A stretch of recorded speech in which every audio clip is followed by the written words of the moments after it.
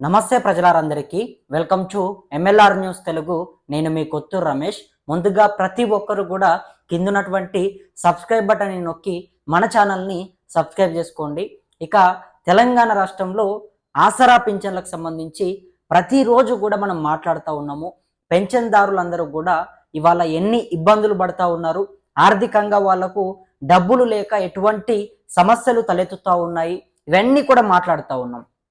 ముందుగా ఈ వీడియో చూసినటువంటి మిత్రులందరినీ కూడా నేను కోరుకునేది ఒక్కటే, దయచేసి మీరు ఏ గ్రామం నుంచి చూస్తూ ఉన్నారు, మీకు పింఛన్లు పెరిగినాయా లేదా అనేది ఒక్కసారి కింద కామెంట్ బాక్స్లో కామెంట్ చేసే ప్రయత్నం చేయండి. ఎందుకంటే ఇవాళ చాలామంది కూడా పింఛన్లు పెరిగినాయి, ప్రభుత్వం పెంచింది అని చెప్పేసి ఇట్లా తప్పుడు వార్తలను చూపెడతా ఉన్నారు. కాబట్టి జనాలందరికీ కూడా ఒక క్లారిటీ కావాలి. అసలు ఆసరా పింఛన్లు పెరిగినాయా లేదా అంటే మనకు తెలిసినంత మేరకు ఆసరా పింఛన్లు ఎక్కడ కూడా పెరగలేదు. అది మీకు తెలిసినటువంటి విషయమే, నాకు తెలిసినటువంటి విషయమే. కానీ కొంతమంది తప్పుదో పట్టించే ప్రయత్నం చేస్తూ ఉన్నారు, కొంతమంది మోసపోతూ ఉన్నారు.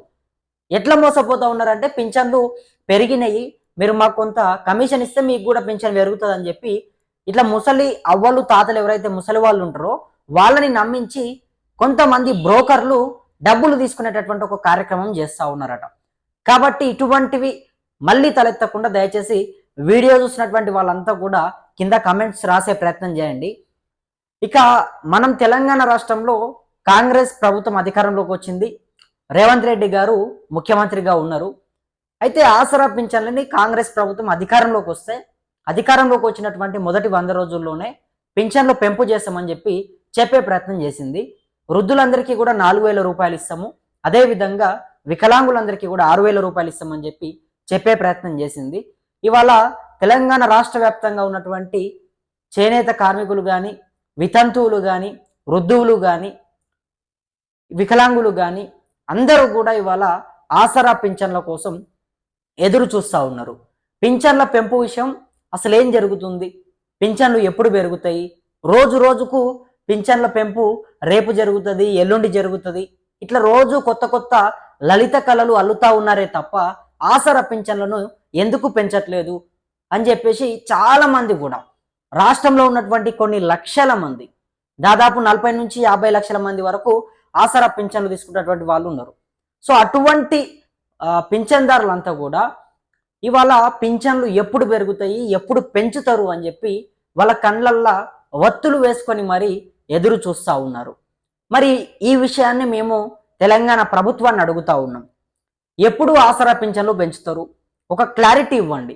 ఎందుకంటే ఇవాళ నిత్యావసర సరుకులు ఎక్కడికక్కడ విచ్చలవిడిగా పెరిగిపోయినటువంటి పరిస్థితి. ఒక నూనె ప్యాకెట్ తీసుకుందామన్నా, లేకపోతే 1 కిలో టమాటాలు తీసుకుందామన్నా, లేకపోతే 1 కిలో చింతపండు తీసుకుందామన్నా, ఏది కొందామన్నా కూడా, ఒక గ్యాస్ సిలిండరే కొందామన్నా, ప్రతిది కూడా 1కి 2 ధరలు పెరిగిపోయినాయి. సో ఇవాళ మెడికల్ ఖర్చులకు కూడా చాలామంది వృద్ధులందరూ కూడా ఆసుపత్రిలోకి పోతూ ఉంటారు. వాళ్ళకు తరచూ వయసు పెరుగుతూ ఉన్నటువంటి నేపథ్యంలో తరచూ కొన్ని చిన్నపాటి వ్యాధులు వస్తూ ఉంటాయి, ఆసుపత్రులకు వెళ్లాల్సినటువంటి అవసరం ఉంటుంది. కాబట్టి గోళీలు కూడా రెగ్యులర్గా వాడుతూ ఉంటారు. మనం మన ఇళ్లలో చూస్తాం, మన అవ్వతాతలు కానీ లేదంటే మన అమ్మ నాన్నలైనా సరే ఏజ్ పైన పడితే కాస్త గోళీలు వేసుకుంటూ ఉంటారు రోజు.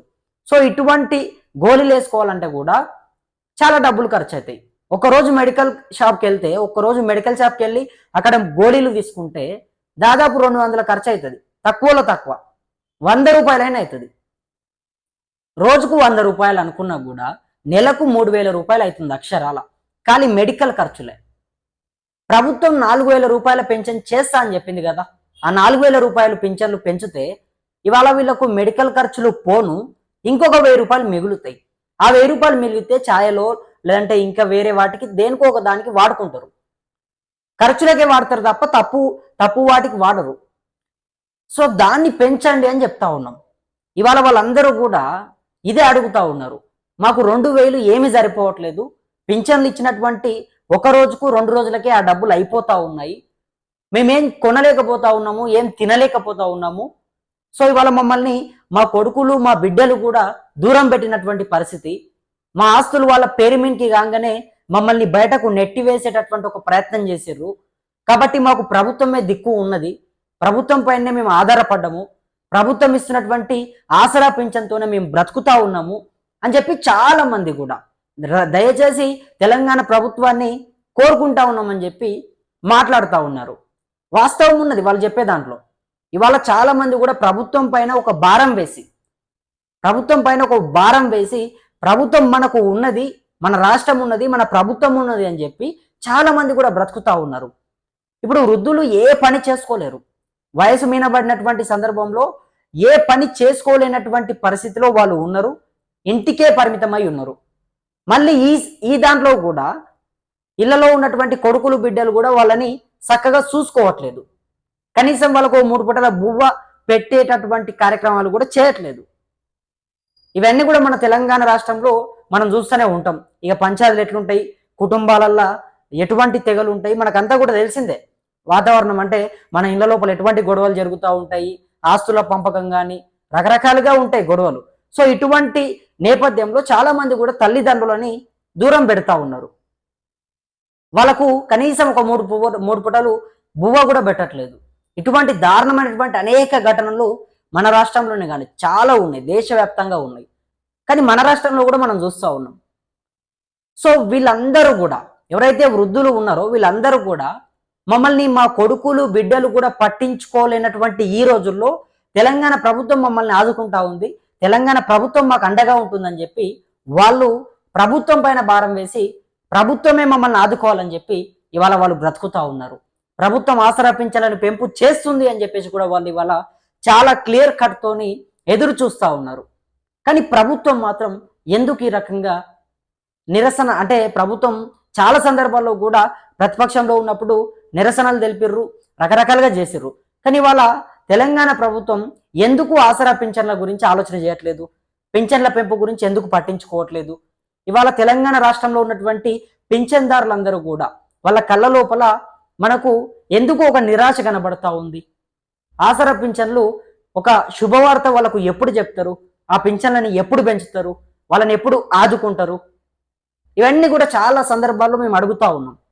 ఇక్కడ నేను ఒక్కనే మాట్లాడుతూ ఉన్నా కానీ ఈ వీడియో ముందు చూసినటువంటి చాలా మంది జనాలు, చాలా మంది వృద్ధులు, వికలాంగులు, వితంతవులు రకరకాలుగా మాట్లాడుతూ ఉన్నారు.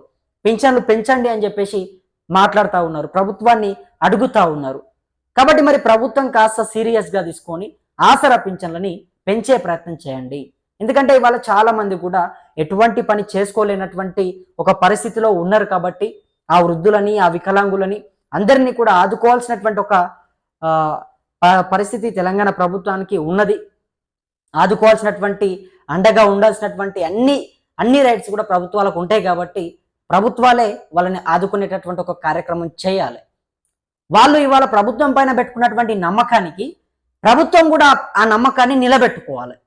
మా ప్రభుత్వం ఉన్నది అని చెప్పేసి వాళ్ళు ఇట్లా గుండె ధైర్యంగా కొట్టి మా ప్రభుత్వం పింఛన్లు పెంచుతుందని చెప్పేసి ఎంత ఆశతోని, ఎంత గట్టిగా ఎదురు చూస్తూ ఉన్నారో దానికి రెట్టింపుగా తెలంగాణ ప్రభుత్వం కూడా ఆసరా పింఛన్లను పెంపు చేసి వాళ్ళు మీ పైన పెట్టుకున్నటువంటి నమ్మకం ఏదైతే ఉందో దాన్ని మీరు నిలబెట్టుకోవాలి. వాళ్ళు మీ పైన పెట్టుకున్నటువంటి గౌరవం, మర్యాద ఏదైతే ఉందో దాన్ని మీరు కాపాడుకోవాలి. ఇవాళ చాలా మంది కూడా ఇప్పటికీ కూడా పింఛన్లు పెరుగుతాయి కావచ్చు అని చెప్పి వాళ్ళంతటా వాళ్ళే అనుకొని వాళ్ళే ధైర్యం చెప్పుకొని రేపు పెరుగుతాయి, ఎల్లుండి పెరుగుతాయి, కొంత అటు ఇటుగా ఉంటుంది కానీ పింఛన్లు మాత్రం ఓవరాల్గా పెరుగుతాయి అని చెప్పి వాళ్ళే ధైర్యాలు చెప్పుకొని వాళ్ళే కాస్త తెగమించుకొని ఎదురు చూస్తూ ఉన్నారు పింఛన్ల కోసం. మరి ప్రభుత్వం వాళ్ళకి ఎప్పుడు శుభవార్త చెప్పనుంది? పింఛన్దారుల ఖాతా లోపల 4,000 రూపాయలని ఎప్పుడు జమ చేయబోతుంది? వికలాంగులకు 6,000 రూపాయలని ఎప్పుడు ఇవ్వబోతుంది? ఇవన్నీ కూడా మనం చూడాల్సినటువంటి అవసరం ఉంది.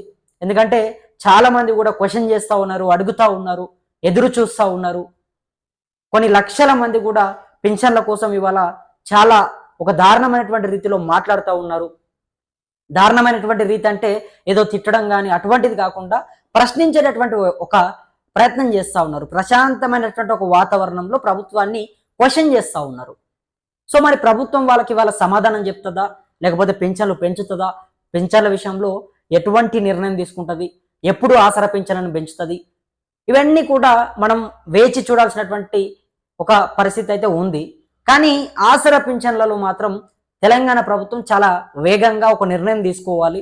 ఎందుకంటే చాలా మంది కూడా కొన్ని లక్షల మంది, ఒక గ్రామం కానీ, ఒక మండలం కానీ, ఒక జిల్లా కానీ, ఏది కాదు, రాష్ట్రం అంతటా ఉన్నటువంటి ప్రతి గ్రామ పంచాయతీలో ఉన్నటువంటి వృద్ధులు, వికలాంగులు అందరూ కూడా ఇవాళ ఆసరా పింఛన్ల కోసం, పింఛన్ల పెంపు కోసం కోటి కళ్ళతో, వేల ఆశలతో ఎదురు చూస్తూ ఉన్నారు.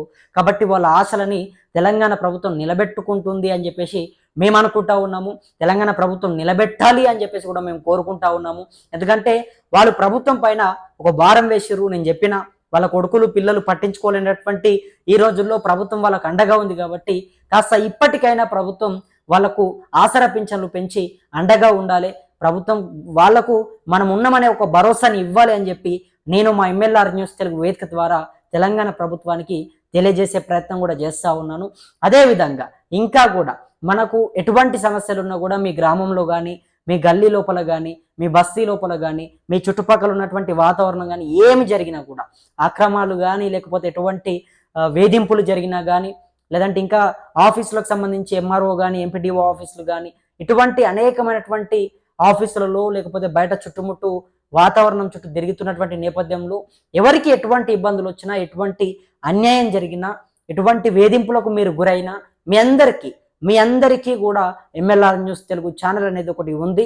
ఇది ప్రజల ఛానలు, ప్రజల కోసం మాత్రమే నడుస్తున్నటువంటి ఛానలు, ప్రజల కష్టాల కోసం మాత్రమే ముందుకెళ్తున్నటువంటి ఛానల్. కాబట్టి దీన్ని ప్రతి ఒక్కరు కూడా దృష్టిలో పెట్టుకోండి.